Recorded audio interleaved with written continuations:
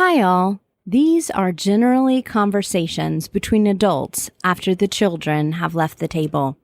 The language can be spicy and the subjects can get saucy. So if you're ready, this is the Southern Fork. Unscripted kitchen chats and also studio chats with some of the most interesting voices in the culinary South.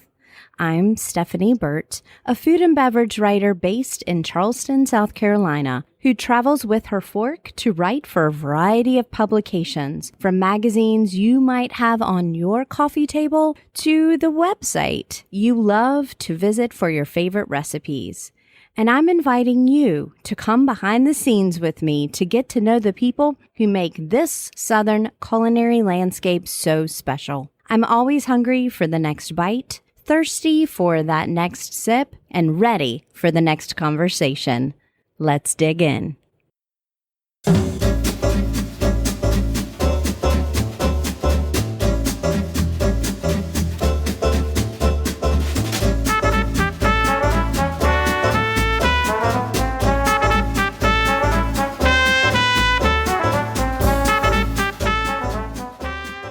The Southern Fork is sponsored by Smithy Ironware.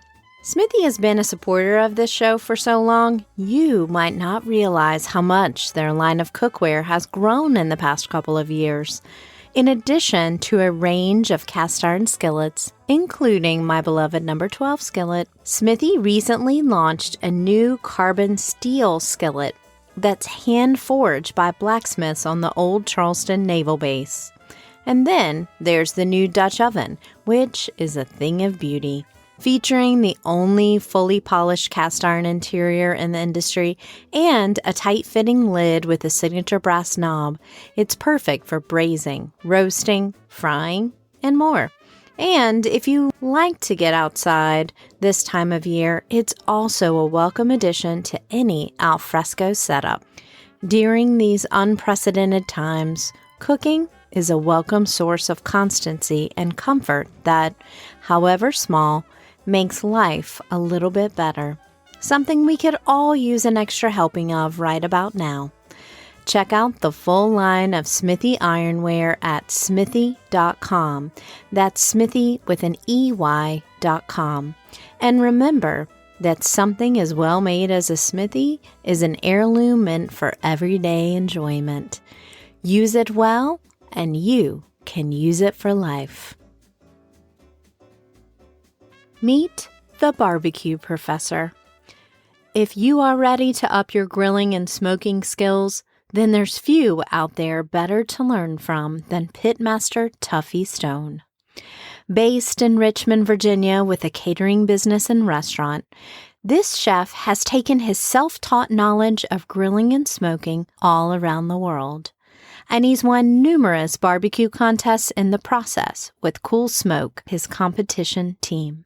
For Tuffy, it's not about bravado and barbecue sauce. No, it's about hard work, precision, and putting the time in to learn a craft that continues to inspire him today. Although we can't come together over a big plate of ribs at Memphis in May this year, we can gather around the grill with those at home. So get inspired to light those coals and let Tuffy hand you the match. Welcome to the Southern Fork, Tuffy.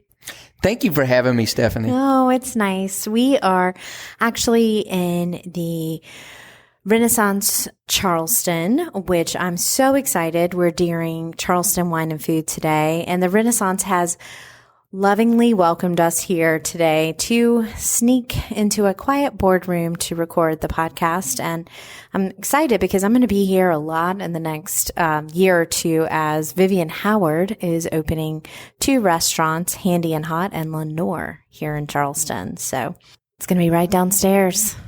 Interesting fact. She went to the high school I went to. Well, look at that. I know. I have never met her, but she went to a private high school in Virginia, and I went there before. When I went there, it was all boys, but now they have boys and girls. Well, that's good. That's cool. Well, we're very appreciative to the Renaissance for letting us sit up here in the Sweetgrass room, but we are here not to necessarily talk restaurants, but really more open air cooking? Because that's what you're known for, Tuffy. Now, I'm not on the competition barbecue circuit. So how does a classically trained chef find himself on the Jack Daniel's competition stage? Well, we only have 28 minutes, so I'm gonna give you the short version of it. But I originally got into cooking with fire to reconnect as a chef, as a cook. Mm-hmm. I'd started off in a French kitchen, as you mentioned, and eventually met my wife, and we started a off-premise catering company, a Sharper Palate. And as we grew that company, I found myself back in 2004 with 50 full-time employees and a bunch of part-time employees, but I wasn't cooking anymore. And I didn't know I was going to be a chef, but as that became my career path, I grew to be so happy and so passionate with cooking and feeding people and all that. And I focused on, high-end cuisine for so long. And then in 2004, I was really, away from actually cooking and just managing the team and helping run the business. And I found myself all of a sudden like with this void. I'm not cooking anymore and I'm missing my passion. So I bought a barbecue You're pit. just running a business. That's it. Yeah. And for whatever reason, I knew I wanted this new culinary activity to reconnect as a cook. And I had learned how to make all these hard to pronounce fancy foods, and they were expensive to buy. And for whatever reason, I just knew in my mind I was going to get a pit, a cooker, and try and learn how to cook tough cuts of meat with all wood burning fire. And so it was that put me in this path. Right. And here we are. So you and I have had an interview talking a lot about fire, and I was really captured with how you talked about fire, and I'd like to really talk about that a little bit and try to recreate that conversation for a minute, because I've been a barbecue expert for Home Depot, and I've written a lot about grilling over the years. And it's really interesting. You were talking about more really how you were able to see the smoke as a flavoring agent, and that it should have a level like salt and pepper. That's right. I like to treat smoke like salt and pepper. You have a really good memory, Stephanie. Explain that, please. I was like, so I got this barbecue pit, and I got this hickory, and I got these pork butts, and I made a rub, and I lit a fire, and I seasoned these pork butts, and I put them on the pit, and I ruined this big old load of meat. I probably shared that with you last time we talked. And I got a neighbor. She's still my neighbor right across the street, Sue Brown. And when you make barbecue, there's all this meat. And so I would bring all my neighbors, this barbecue. As you were experimenting. Yeah. And she would be so happy. I'd knock on the door and say, Miss Brown, I got some barbecue for you. And one day I knocked on her door and she said, Tuffy, I still have some of the last barbecue that you gave me. And it struck me. She didn't want my barbecue. Why did she not want my barbecue? And it was because it wasn't very good. And the reason it wasn't very good is because I was over smoking. There's lots of nuances to really taking a tough cut of meat and coaxing something great out of it. But one of the things that I think a lot of us make a mistake with initially is not regulating smoke the right way. And I read a book by John Willingham, who was a really legendary barbecue guy. And he wrote in his book, smoke is dirt. We're cooking. We're not smoking. And that just really stuck with me. Because smoke, literally, let's just be nerdy in chemistry. Yeah. It's depositing carbon. That's it. Onto the meat. If the fire doesn't breathe, it's going to create this creosote, and you're going to have these bitter, off-putting flavors. But his words just stuck with me, and I started to think back on what about when you had to bake a cake with an oven that was all wood burning? They probably knew better than anybody how to try and run a clean fire. A clean fire is a fire that breathes, and when that fire breathes properly, you can look at the smokestack, and you'll be hard pressed to even see the smoke. You really want it to be light and clear. And so I started to obsess on watching this fire and trying to manipulate the wood to where I could really get a good clean fire. One of the things that's really great about people that cook with a burn barrel is when we burn this wood down to coals, and then we shovel the coals underneath the pig or whatever it is that we're cooking, we've already burned off all those impurities, and so it's a very mild smoke. And I made a lot of bad barbecue initially, And this is on your days off when you're right. You're still when you're doing the fancy 40, stuff. 50. That's yeah. it. So you're like, you got the tweezers out, and then the day off. The tweezers out. I love that. But then, here you are doing this on your day off, but it just kind of caught you creatively. It did, and it was interesting, Stephanie, because I didn't think that. I think because I could make chocolates and I could make all these, sauces and sushi and all these different cuisines. I always say barbecue is like the friendliest food. It's such an approachable food. I've never had anybody ever be intimidated. And let's just say for non-vegetarians. It's really scary. If you're a vegetarian, right. It can be really. This might not be the episode for you. No. But, you can still glean something out of this because even if we're cooking non-meat items and we're cooking vegetables, we still want to treat smoke like salt and pepper. And so you can still go out there to your grill if you have one. In my cookbook, I did so many grilled vegetables and I had a lot of fun with it. So vegetarians, it's okay. We're talking about how to cook with fire, and you can cook whatever you want with fire. Yeah. Well, when did that turn? I want to get into that idea when you're like, okay, that moment when the key unlocks and you go, okay, I'm starting to kind of see this. And the barbecue started getting better from there. It was a process. It was so humbling, which was such a beautiful thing, because I think we all need to have doses of things that make us humble in life from time to time. I think for me anyways, I enjoy when that happens. Maybe not at the moment, but down the road a little bit. We were just talking off air about the podcast, and you kept saying, like, how did you learn this? And I was like, but I learned in public. And let's talk about humbling, because I had to put out an episode, and I was like, everybody gets to hear it. Yeah. And then I'm like, hey, neighbors, I don't have barbecue. I've got this episode. So it's just really humbling because I didn't know how to do any of this. So I get that. I think that can translate to a lot of people. I think so too. I think because barbecue is such a casual food and it's so approachable, and that I had this expectation in my mind. I knew that this idea of lighting a fire and cooking with wood. I think there's a pyro in me. I think there's a little bit of a pyro in a lot of people. But I've always enjoyed tending fires, whether it's in the fireplace or a campfire, and now learning how to use that as a cooking source. But it's such a modest food, and I was really kind of surprised at how it kicked my ass. Mm-hmm. And I made a lot of bad barbecue, and occasionally I can still make bad barbecue. But I fell in love with the process, and I fell in love with how surprised I was at these challenges that I didn't expect.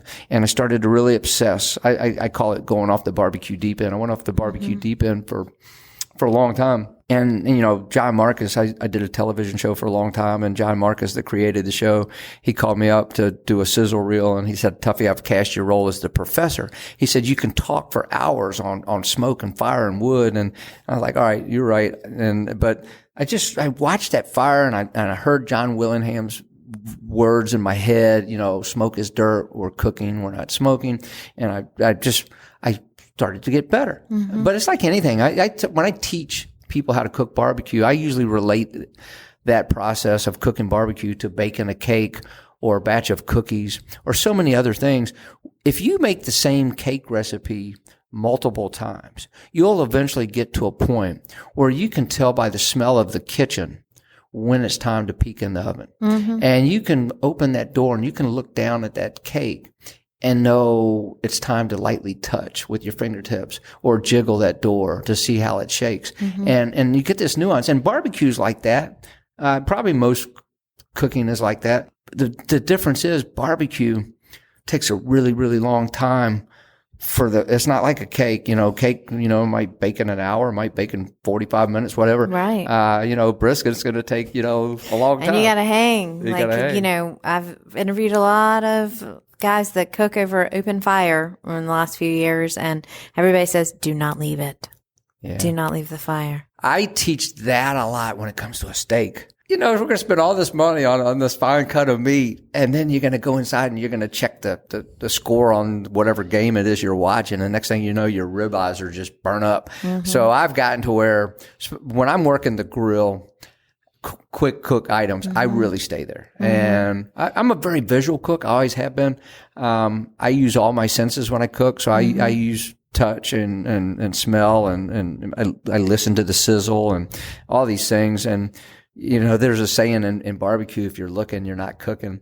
But I'm a looker. I got to look. And so but as you get more experience, you can start to understand maybe when you need to look. But initially I was looking a lot. But anyways. So, okay. You still have a sharper palate. You're still doing the catering. It's like 27 years now. Yeah. My wife and our amazing team, really, they're in there daily and doing a really great job, and we're feeding a lot of people, and we've been around a really long time, and we just have great folks. We got a lot of folks been with us 20 years. Right.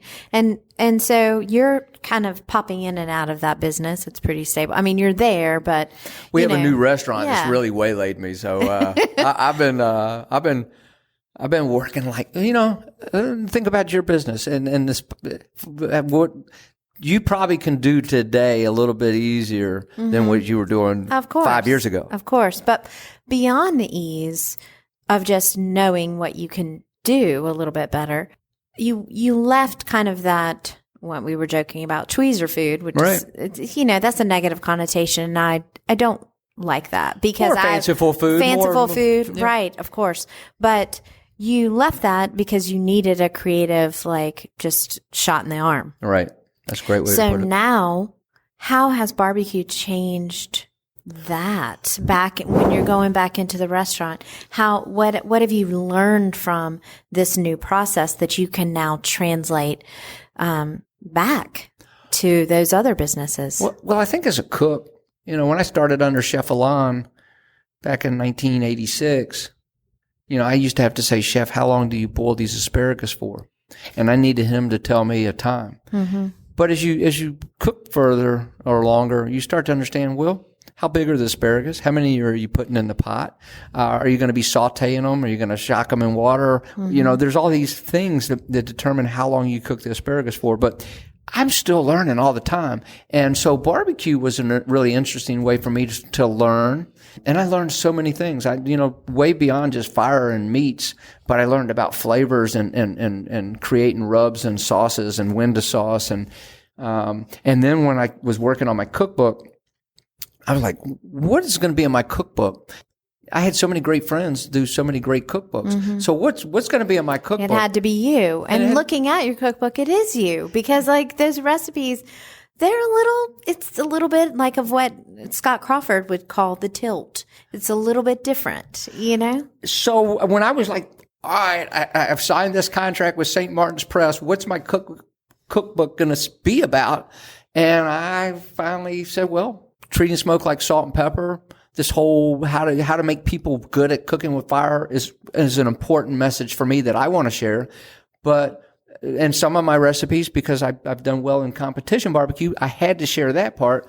But I kind of went back to my roots, and I kind of went back to, Because when I'm flipping through, I'm like, I see you. I see where you're coming from because that fanciful French background is right there. My first 2 reviews on my book hurt my feelings so bad. There were 2 reviews in Amazon, and I think they gave me 2 stars or something like that. And both of them said, I can't believe he's got goose pastrami in the cookbook. And you know what was amazing? I like to hunt and fish, so I was writing these recipes while I was hunting and fishing. And so a lot of these recipes, so there's a lot of hunters that don't like wild geese. And so I was like, I'm going to figure out how to do something with this geese that's going to be, the goose is going to be really delicious. And so the goose pastrami is probably one of the best recipes in the book, and it's got this wilted cabbage with sun-dried cherries and spiced pecans and sour cream and rice wine vinegar, and it's got... Anyways, I was like, all right, my feelings are hurt. You talk about doing a podcast. Right. It's like you put it... Same thing with a cookbook. Yeah, I was like, all right, so you like it or you don't. I'm trying my best to make something that's good. I tested all my recipes a lot. I tried to share my thinking and my knowledge in this book. And then I saw these 2 reviews, but part of me has wondered, did they make the dish? Because if they made the dish, it's really good. But I did, and it was an interesting balance because a lot of my barbecue friends, like I use fennel pollen in one of my rubs, and I love fennel pollen. It's so nice. But, I got a lot of friends that never cook with fennel pollen. So it was like this interesting little, way of like kind of commingling, I guess. Yeah. Well, on the barbecue circuit, speaking of friends, on that barbecue circuit, you got the chance to get out of the kitchen and hang with other cooks. And I just went to the Yeti store and quote, quote, picked you up to walk you down here. Yeah. Sorry, wife. That's not like it sounds, but, and we were sitting there and Chris Lilly and Elliot Moss and Sam Jones, everybody's hanging. You've met a community of people. Barbecue's taken me all over the world. I've been able to teach in Australia, New Zealand, the Netherlands, Sweden, Brazil. I've been able to, Sam Jones and Chris Lilly and Elliot Moss, who we were all just with, are good friends. Here's the funny thing about barbecue. So when I first got into barbecue, probably in 2005, 2006, I had to change my cell plan for my phone 3 times that year because all of a sudden I had friends all over the country through this activity, and it was really amazing. So barbecue, I never in my life would have imagined that buying that first pit and getting that first load of hickory and screwing up that first load of pork would have been the start to the journey that I've been on. It's really crazy. Mm-hmm. Now, friends, great. When competition happens, competition is competition. I mean, talk to us a little bit about the moment of, or that kind of rhythm, because you have to make so many portions. You have to kind of have your idea of, and there's different categories. Are you secretive? Are you talking to each other? Are you tasting? Because I know at food festivals, a lot of the chefs will literally take a plate to the other chefs because they want feedback, to share, and enjoy all that. Yeah. So I guess a couple of things. One is my team name for a competition barbecue is Cool Smoke. And that name came to be because I had a couple of ideas. One was you're cooking at lower temperatures. So I was thinking, all right, cool. I also wanted it to be relaxed. I didn't want it to be as stressful as all this high-end food that I'd focused on for. So I wanted it to be a little more joyful and a little, not that, just a little less strict. No, and catering is high stress. Yeah. Let's just be real. Yeah. It's high stress. But anybody that's ever been with me at a competition knows that I'm anything but chill and relaxed because I'm super, super focused. Right. I not so much anymore, but back in the day, I might be missing my son's little league game to go drive cross country to do a competition. There's money it's expensive, and it's all these things. And so, I got lots of sayings. One of my sayings is the harder I work, the luckier I get. Mm-hmm. And I work really hard when I'm doing a competition. And so I stay really focused. This is an interesting thing because I'm at a new point. I'm in a different spot today with competition barbecue than I once was. I've been so fortunate in competition barbecue. I mean, we just most recently won Memphis MA for last year, which Southern Fork listeners is one of the biggest barbecue competitions. It's an annual thing in Memphis, Tennessee. Yes, right there on the river. Yeah. It's a shrine to swine, and but there's anyway, a lot of sayings in barbecue. There are, but anyways, I've just been so blessed with that. But where I'm at now is really enjoying things like this moment with you, doing your podcast, being here with friends in Charleston for the Charleston Wine and Food Festival, where I get to talk to the people that I cook for. Competition barbecue, and I'm very precise about it. I got a good method to it, but it's very precise. But you don't get to talk. Most of the time, you don't get to talk to the people that judge your food. And I would rather serve you a nice plate of food or a nice barbecue sandwich and watch you enjoy it and hear what your thoughts are about it. So where I'm at this point in my career is doing more events like this or being in my restaurant and cooking for people and having casual conversations. And don't get me wrong, I love I love what competition barbecue, the friends that I have met through it, and I will continue to dabble in it a little bit. But doing events like Firebox and here and South Beach, those kind of things, I love teaching. I like taking people. Some people aren't that comfortable at a grill, and some people aren't that comfortable with cooking a rack of ribs or pork butt or brisket for the first time. So I love teaching, and I know you were a teacher too. So you have a good memory too. I mean, it's enjoyable to help somebody learn and be comfortable. Okay, so let's have a teachable moment here. Okay. Can sauce cover a bad grilling job?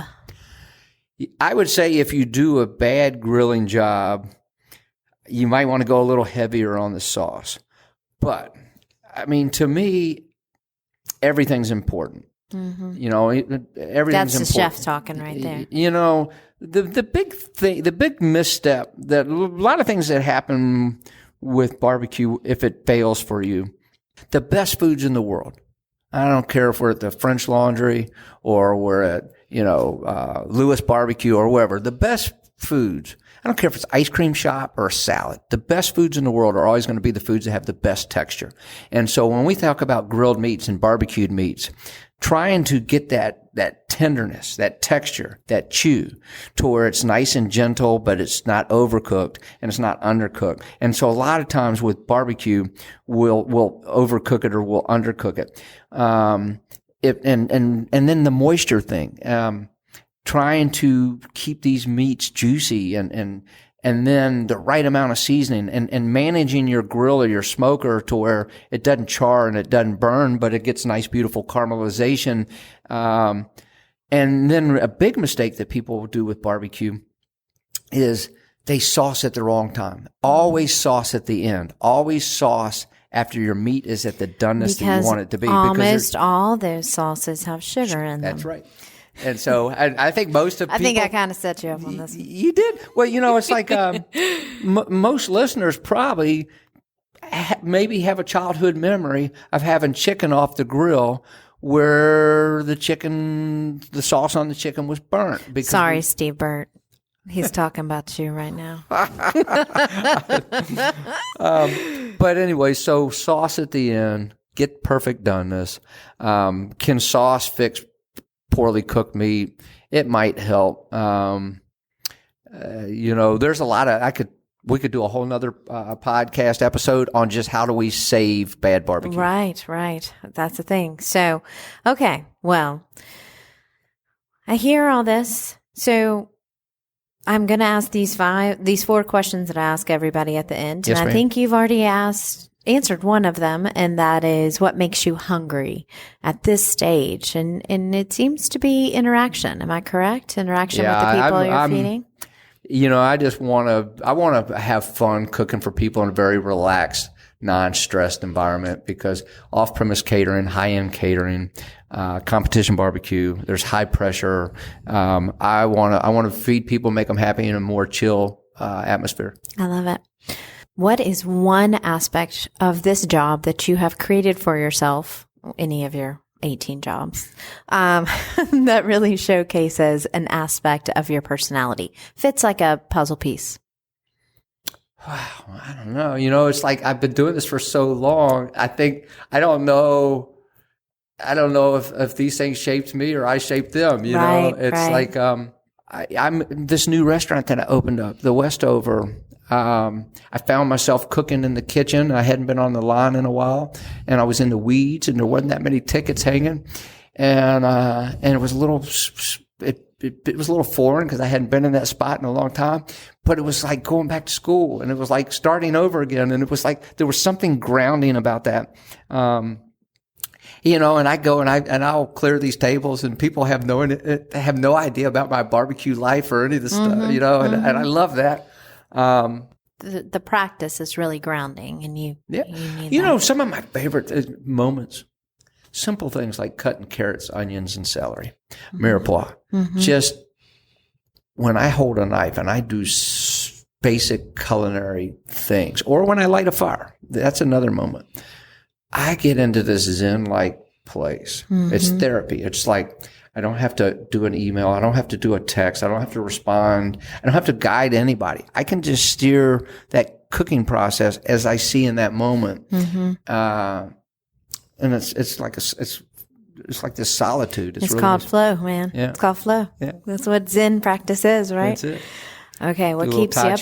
That's right. So we're going to do that after the show. Okay, so what keeps you up at night? The opposite of Zen. That's so funny. How did you know? I've got there's been a lot on my plate the last 4 or 5 months. And so I'm finding myself getting up at like 2:00 in the morning and not being able to go back to sleep. I've taken on a lot of responsibilities and I have to deliver on these responsibilities, and I have a lot of people dependent on me. So my life is a little bit more complicated. All this good fortune that I've had, and it's brought more responsibilities. So I think it's these work pressures and responsibilities. Like, I didn't get to that email. I didn't respond to that text, Yeah, I do know. Yeah. I know so well. I know so well. Okay. So, there's something I really only talk about at the Southern Fork, and that is that I have a magic picnic basket that can deliver you a dream meal. I can time travel. I can conscript any person to make something for you. I can source and cook a little bit myself. So what's going to be in the picnic basket? Oh, my gosh. So I think I'm a sucker for a steak, a chewy red wine, a Caesar salad. I'd like to have, if my mom was still around, I'd like to have her fried eggplant. And I'd like to go back in time to where on Saturday mornings I was watching my grandmother take cookies out of the oven, put them on newspaper while me and a couple of my buddies sat around with a thing of milk and glasses and waited for those cookies to cool just enough to where we could pick them up. That would be perfect. So that chocolate chip? Oh, she made them all. So she would ship me cookies all over the world because I was a jarhead for 4 years. And on my birthday, she'd send me cookies. And so my favorite always changed. But I was a big fan of her peanut butter cookies. Oh, yeah. Yeah. Did you take the fork? Yes, absolutely. I love that. Well, people want to learn more about Tuffy Stone and a sharper palate and cool smoke. Of course, books from the show is going to show you cool smoke too.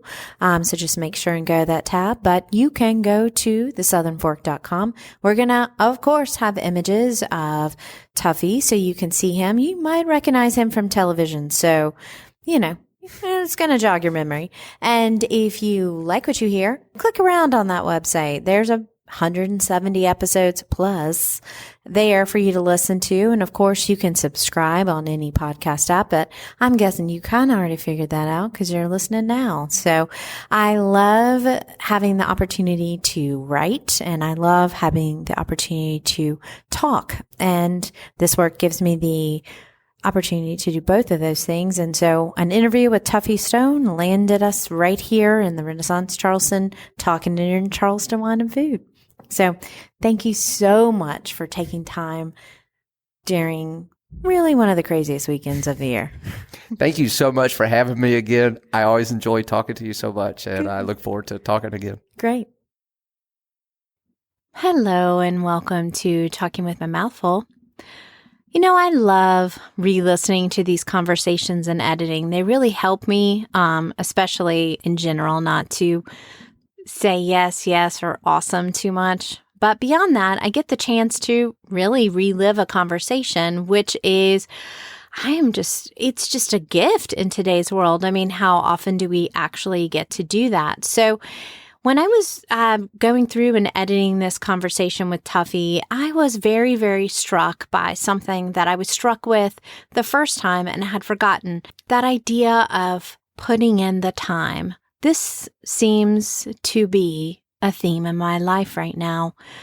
I am really probably not known as the most patient person in the world. And sometimes I just feel like, I should be further along, or this should be happening. Like I have some kind of weird timeline in my head. And when it comes to creative work, we hear this so often with people that we will deem, we being society or the media, deem an overnight success. And really, there's rarely no overnight success, right? Even the people that we're deeming that, they'll come back and tell you, what? I was like hurting in obscurity for 12 years or something like that. Good work takes practice. Good cooking takes practice. And I've ascribed to the idea for a long time. I mentioned this in my last podcast about cooking a particular recipe over and over until you feel like you have that in hand. And Tuffy mentions that today as well. That comes for any kind of pursuit, right? If you're playing guitar, you got to practice. If you're cooking, you got to practice. If you write, you have to write a lot in order to practice. And that's something that really inspires me about the professional kitchen, is this idea of repetition. We see this all the time, like in movies, where they'll tell the scrub that he has to do something, or my childhood favorite movie, Karate Kid, where he has to like paint the fence and then he has to like wax on, wax off. And the whole time, of course, he's learning karate, but he's doing this repetition over and over so he can have this body memory. And so if you're out there and you're feeling like you're slogging in whatever it is, figuring out Zoom, or your Zoom background, I hope you all are using the Pee Wee Playhouse background that is available. Yeah, it's out there. Or you're following a creative pursuit, or you're trying to make that sourdough bread. You got to give yourself time to practice. And, that's something that we forget as adults. We forget that we didn't know how to ride the bike, right? And we kept falling and skinning our knees. And now we do know how to ride, and you don't really forget again. So that's the way cooking is, or any kind of creative pursuit. So that idea involves patience. And I'm happy that Tuffy reminded me of that, because it can be easy to forget. And I can beat up on myself for not knowing something that I should have known, even though I don't know where that handbook of shoulds is. So anyway, it's Friday, whatever that means these days. I hope you're putting in some practice, and I hope you remember to call it practice. All right, until next time.